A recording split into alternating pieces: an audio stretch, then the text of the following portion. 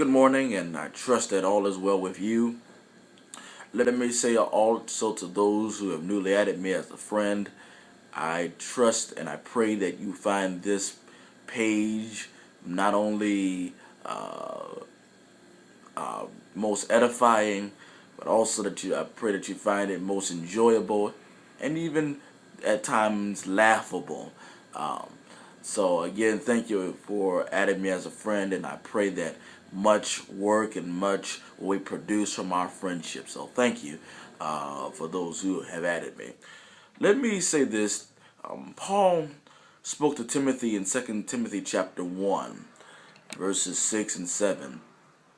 After he reviewed and said to Timothy that, listen, he said, I've seen the faith that is in you, which is it's not hypocritical.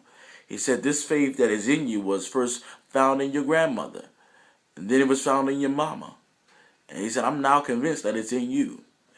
And he says, for this reason, in verse 6, he says, for this reason, I am writing and reminding you to fan into flames the gift of God, which was given to you by the laying on of hands. One of the greatest things I've learned about God is that he gives us gifts. He gives us abilities. He gives us things that we can use that'll make a positive impact, not only in our own life, but in the lives of others. Sometimes we, through fear of our own ability, we fail to use what God has given us. We fail to fan into flames, and meaning we fail to be passionate about what God has given us. I can testify that myself. That there are many times where I am just non-passionate about the gift of God, and many times that hinders so many blessings.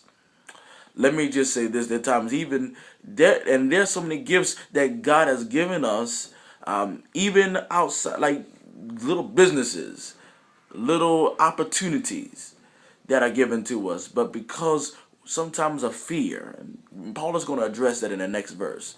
Sometimes because of fear, we do not act out and we don't take the risk that we need to take.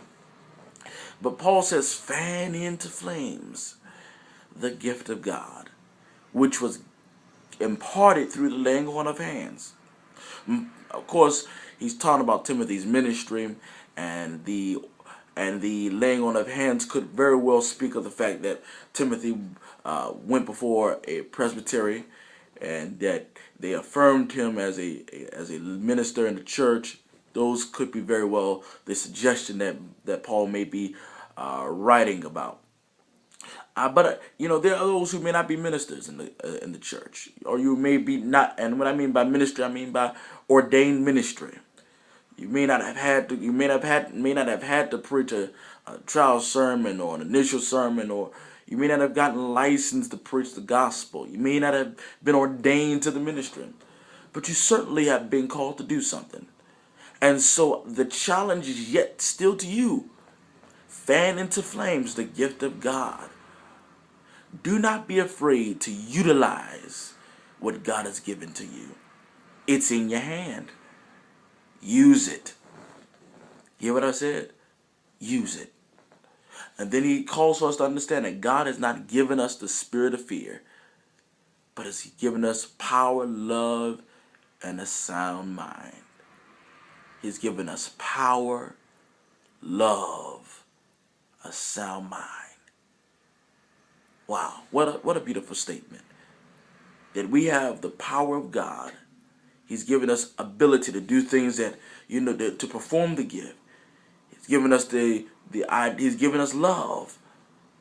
And then he's also given us the ability to think clearly.